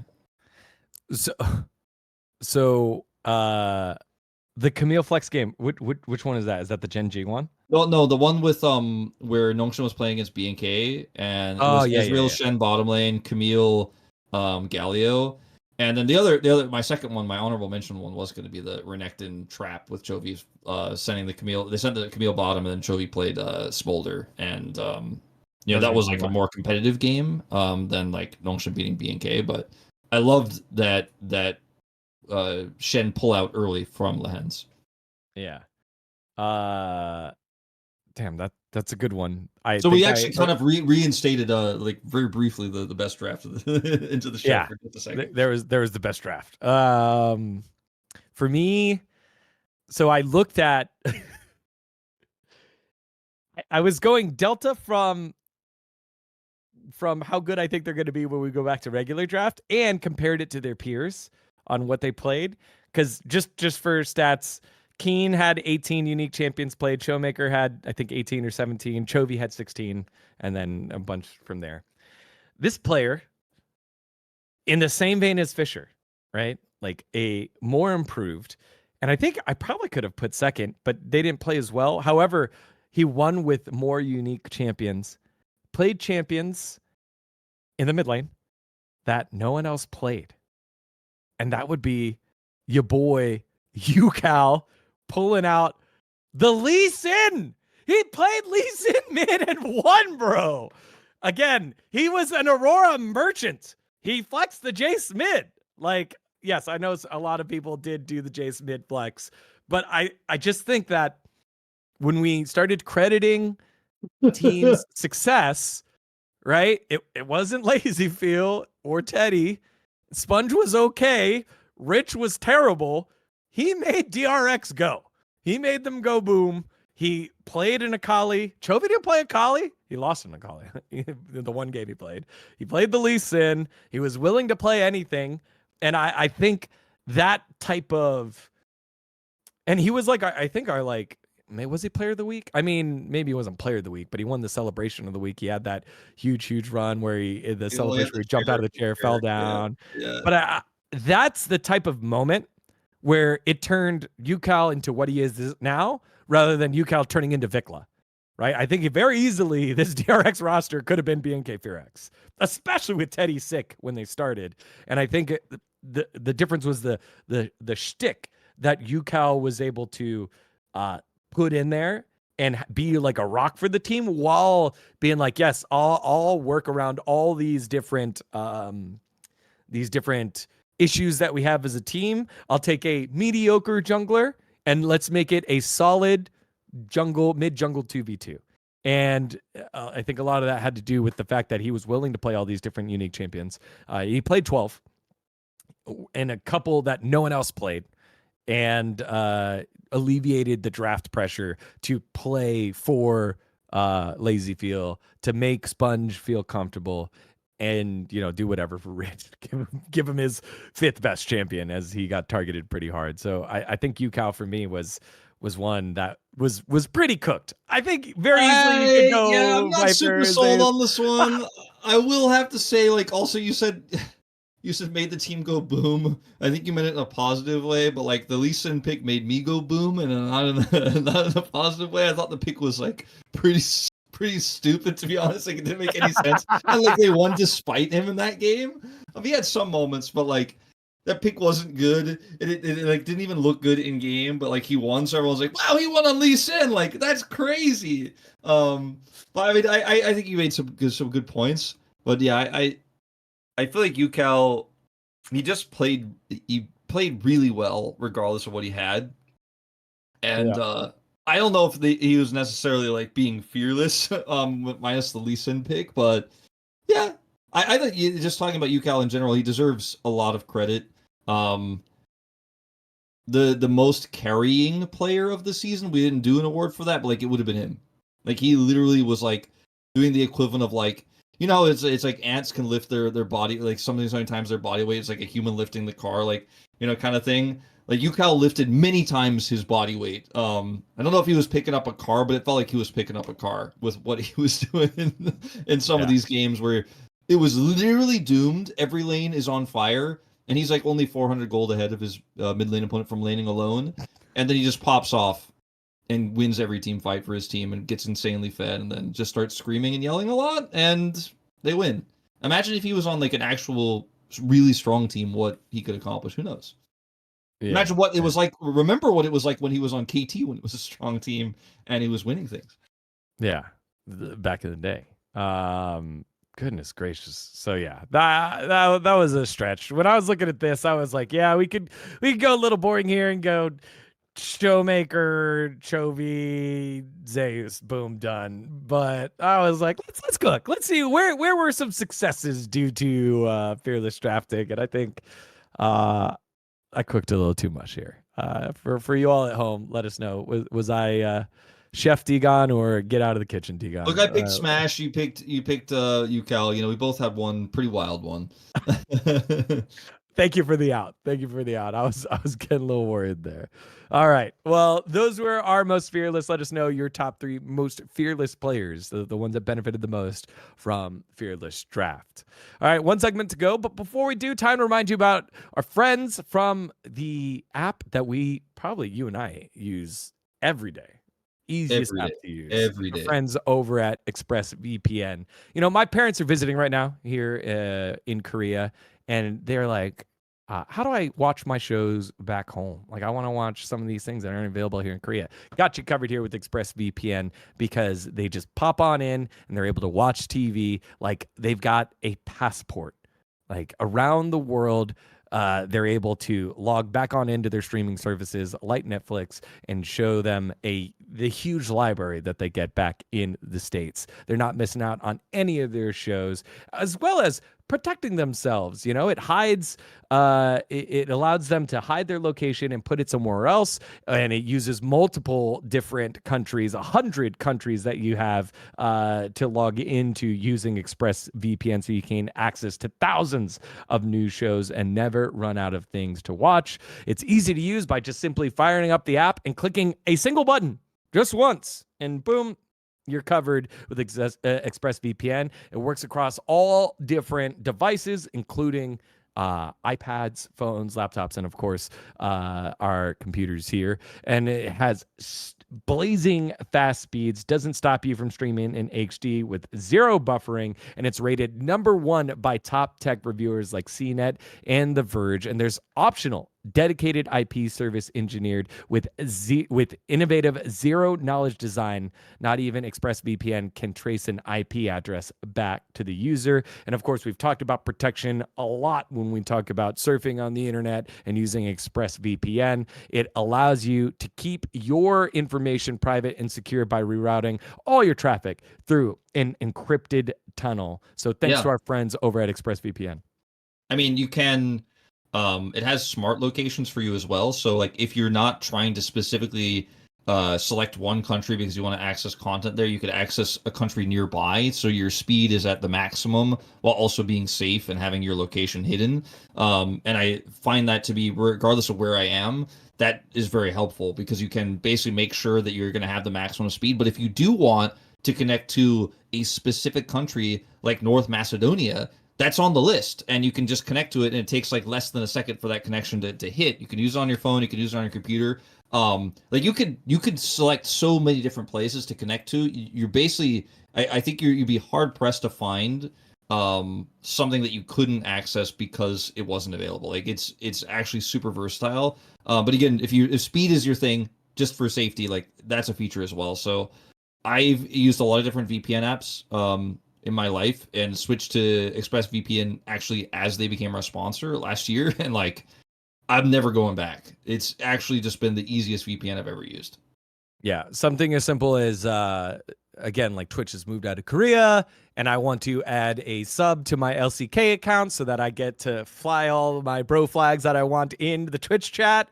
I use ExpressVPN to log in, and then I'm able to, because I have an American Twitch account, I'm able to add my sub back to my account and then turn it back on off, and I'm able to meme like everyone else. So thanks to our friends over at ExpressVPN. Be smart. Stop paying full price for streaming services and only get access to a fraction of their content.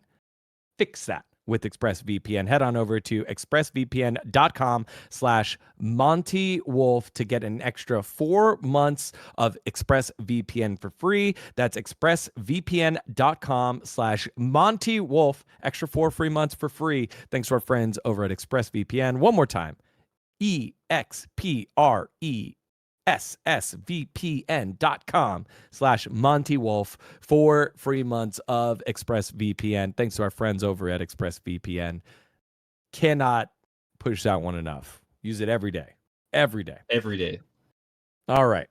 Finally, as we head on to the close of this elongated look back at the LCK Cup, it's time for the top 3 biggest moments. Because there were a lot of big moments. New map, new creature in Otacon being there, and never got to see ruinous Otacon, just voracious Otacon. This new one's timings, tough. new casting style, new players, new faces. Huge upsets, I think. So I think we didn't have a specific mandate on what it could be. Yeah, Could have been there's like no the food that day. criteria necessarily. So biggest LCK moments, top 3. For me, number 1, I think the thing that everyone will remember. In fact, I would say most people will remember this arguably more than whoever even won the trophy. Oh yeah, dude. Was Smash versus Guma. Like Smash coming into the scene, biggest controversy, biggest shakeup. T1 lost Zeus, so it's the first roster change in multiple years in general. And then Smash is benching Guma, and like T1, I believe, by the way, had the best win rate because they got knocked out early, like at 65%, like in terms of their game wins. They actually had the best win rate in the LCK percentage wise, and they ended up getting knocked out. So I think like that's my number 1 and number 2 to just tie them together. Smash joining T1, Smash versus Guma, is my number 1 memorable, like biggest LCK moment, and then T1 getting knocked out by the format was number 2. I think these are the 2 things people will talk about the most and will remember the most, which is wild and crazy because we literally had not them in the rest of the playoffs, and Nolchim also did really well, and like we had Hanwha Life Esports get back-to-back titles. It's just, I think, part of the fact that T1's the most popular, biggest esports org in the world and has the biggest and craziest fan base, and they made some controversial decisions this year and also ended up getting knocked out. And it's like their worst finish in the LCK in a really long time, like really, really long time, is, I think, for me, like most memorable. You know, that they made these choices. They weren't able to keep Zeus. They lost early. It kind of defined, I think, the season for a lot of people, because T1 is usually a main character, mainstay team in all of these big playoffs, and they just weren't there because of the format. And, you know, they ended up losing to who inevitably became champions, actually, in the end. They will always be a main character player in the League of Legends space, and here specifically here in the LCK. I think until either Faker retires or for some reason they finish outside of playoffs, which with our format, our expanded format, it's top 8 that make playoffs or something like that. So because it's the elongated split, this was the first time where they had to kind of, take a side here and step aside for, in this case, Nongshim. What was your third? Let's just do all 3. So my third one was Nongshim beating Genji, but not really. Like they didn't actually beat Genji, but they, in theory, did beat Genji. Like they outplayed them. They lost those games they should have won. They had good drafting, and so I was like, I don't know. I thought a somewhat tragic ending for Nongshim, but I also was like, damn, we've gotten to a point where Nongshim have finally upgraded their roster enough to where they can actually compete with these big teams, and it felt like it was legit. Genji were playing a little bit off, like for sure, but Nongshim were playing legit. And I think that's a series I'm going to remember more than the finals because it just was so close, and Genji still were like, no, we can battle back, and Chovy's like, yes, I can carry this and I can bring this back. It was a great series. It was awesome. High stakes, almost one of the biggest upsets of all time, and theoretically should have been, but yeah, that was really for me like a top 3 moment for sure. Yeah. So our lists are pretty similar. Actually, I think I'm wrong here, but I probably should have put Guma Smash in there. I don't have Guma Smash in mind. Like I think Guma Smash makes the most sense. Maybe I swap it with the T1 thing, and I think I was cooking by like spreading the love a little bit too much here in terms of, making sure everyone was covered. Honorable mention, Guma Smash. Honorable mention, Lazy Feel. Lazy Feel's first Kaisa moment as the first non-Korean to play on an LCK team in the top flight of LCK. Like I think that's just such a huge historic moment. And when I think about the lifeblood of this game and giving back to fans and giving them hope, like that, what more could you want for a whole region or for anyone who watches LCK to see someone be plucked up from the system at 16, be put in academy, then play at 17, and they meme it too. He rolls out with like his Korean book and like all that stuff, and then he was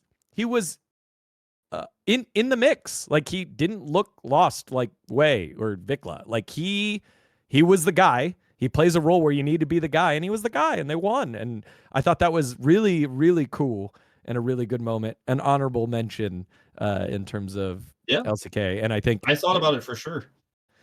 Yeah, like it was cool. I think also just Smash Guma, I feel like it's not done yet, which is why. So maybe you're right. Like maybe because it's not done yet, it should have been talked about a little bit more on my list. But for me, it was the Hanwha. I told you this, and I told anyone that listened this, that Hanwha Life T1 knockout best of 5 single elimination match. It was just electric. The series, the trade going head to head against each other, Doran versus Zeus, the fans in the stadium. I really do think that the type of stakes, the type of energy, and I'm not, decreasing the value of the matches in the future. Please continue to watch LCK, but I think that's going to be the third most like just popular matches in the year, behind our finals for both for finals for MSI or guess split 1-2, and then LCK finals and Worlds finals. LCK finals and Worlds finals. It's a year-long LCK now. Everyone's going to be watching. Yeah, MSI is okay, it's all right, but like LCK though. you get one first impression. You get one chance at hope that your team won the side of the trade. The trucks had already came because they benched Gumayushi. Like it just felt like, man, this was it. And there was nothing like it. And I think I said it in a podcast before. When T1 started losing Game 5, I went out into the lobby, like you've seen multiple times on the broadcast. Fans sit in the lobby and watch, and T1 fans left. They left. Like, that was crazy to me. It was crazy how much it hurt the fans, because it was packed. It was fucking packed, and it was awesome. Number 2 was your number 3. It was that Nongshim Gen G Game 5, and the moment that Fisher got a double kill onto Chovy, under tower on Smolder. Like, we were like, all right, 2-0, nothing to see here. They threw at Nexus in Game 2. It will be 3-0 and done early. My parents came to that series. I texted them, sorry you came to such a bad series. And then, all right, they clawed the game back on blue side, 2-1. And then it was like, all right, we're going to Silver Scrapes. That's kind of cool. And I'm not sure if you remember, I brought my parents back into the, like, where we were sitting just to watch and be like, hey, look, this is how it happens. And then they get the double kill. We're like, that's when True Hope, it took the whole series where True Hope came in and was like, they're playing Smolder, and the only thing that prevents Smolder from losing is time, and they just gave up a lot of time for Smolder to stack his stacks. Like, this is kind of nuts. Is it really going to happen? Are they really going to choke a generational choke here? Like that there was like 3 to 5 minutes before Chovy came in and shoved everyone back on his ear in the mid lane and like stopped the scaling of Nongshim. That was very exciting. I couldn't put that one in words. And then finally, yeah, I feel like that one was okay. And then finally for me, the last one, let's close it where it should always begin, with the bros. The impossibility of it happening. And it happened early enough in the season after Gen G, beat Hanwha. And we're like, okay, Gen G, they're clearly the strongest team. I remember doing Power Spike. We're like, yeah, Gen G, clearly the strongest team in the world now, where maybe the super team of Han will be able to stand up to them. And they get stunted, and like significantly stunted by the bros. This was the beginning of Hannibal Humbach, Headhunter hype, closer going toe-to-toe with Chovy. It was so unbelievable. I could not believe my eyes. I don't think words could be put into how proud I was to be a pro fan and get that kind of a payoff. And again, the level of hope that was there. All 3 of these games, all 3 of these moments were just reminders of why we love League and why we love the LCK, and why, when people ask, why are you fans of Nongshim? Why do you like Lehens? Why are you rooting for T1 or Hanwha? I think either one. You root for those moments where you get to succeed at the highest level, but then at the lowest level, or at the lower levels, you're a bro fan and you meme the chat the whole time. You Giga Chad, you pay the bro tax, you meme for that moment there. And for how long you had to wait in the summer split for a win for bro, and to get it that early against Gen G, it just was. I love those moments where you have a very clear, like, I love upsets because you have a very clear idea, you have a very clear identity of what the series is supposed to look like, and then those expectations are ripped away. And like, so on one hand, it's like so hype because the team that's the underdog like finally gets their big moment, and you're really excited for them. But it's also fun for some people to be like, I knew Gen G had some cracks, like I knew this team was being overrated, or like you want to see the guy who's on top fall. Like, some people like to see that, and I think you get to see both. And if you're a fan of the underdog team, you're really hyped to see that success story. If you're a fan of neither team, it's just fun to see like the stress of the other fans. You get kind of invested. You're like, oh man, like these people must be like losing their minds right now. Like they might lose to Nongshim, like et cetera, et cetera. So those are the series that end up being like super high stakes that are really fun. So I think like we had a pretty clear theme here in that like it was big upset series basically, or big stakes series, like the T1 Hanwha, the Nongshim Gen G. And you mentioned the Bro series. I had Smash joining, but it led to like a lot of controversy and a lot of discussion about the future of the org and Smash's first game, right?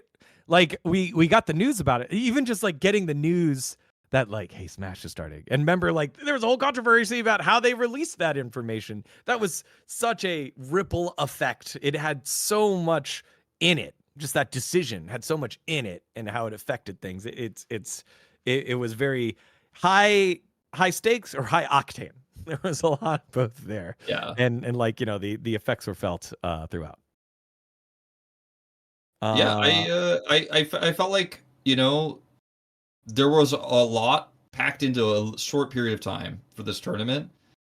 And what's crazy is we have like the longest LCK of all time because it's just one season. That's one long season coming up soon after first stand. Yeah. And man, I feel like we're gonna see so much more drama. I'm ready for it, man. This show is gonna be great. It's gonna be a fun year for Monte Wolf. Or Oh, yeah. tentative title when we change it at some point. Yeah, Dancing with Wolves. Yeah, it's gonna be a lot of fun. We'll definitely continue to share you know, our takes and the behind the scenes and the deep cuts on things. As T1 kicks off things, I'll hop back on the YouTube shorts, Instagram reels, fandom created hype trains, and reveal all the greatest comments here from our Korean audience. As again, it's just always interesting to see that lens of what the Korean fans thinks is important compared to what we think are important. Great kickoff to the year, man. Again, thanks to all of our sponsors and our friends. Thank you to those of you that comment on here and have made the my transition to the show pretty well. Let us know the lists. I love doing lists because I love hearing what you guys think about ours and what yours are. And then when you post yours, then I get to make fun of yours. It makes it a lot easier. It's great. And I will tell you guys, we'll be covering a little bit of first stand as well on this show, like from the lens of Hanwha moving forward. So look forward to that. And it was a bit of a longer episode, so if you're on like a long drive or you needed to kill a bunch of time, I hope we filled it for you. You know, podcasts are great for that kind of stuff, and we did a lot of ranting today, way more than I thought we were gonna do. But it was just a reminder that even in such a short tournament, so many things happened. It was awesome. It was rad. Yeah. We are again also gonna support Wolf as he gets to go to an international event. Yay, Wolf. No more angry Reddit thread. Did you see the happy Reddit thread for you and Valdez? I was so happy. It's awesome. We did it. All right, y'all. We did it. We finished this episode. Please like and subscribe. Check out all of our sponsors, as we always do. We try to give you the items that we love. And then we'll see you next time for more Monte Wolf. See ya.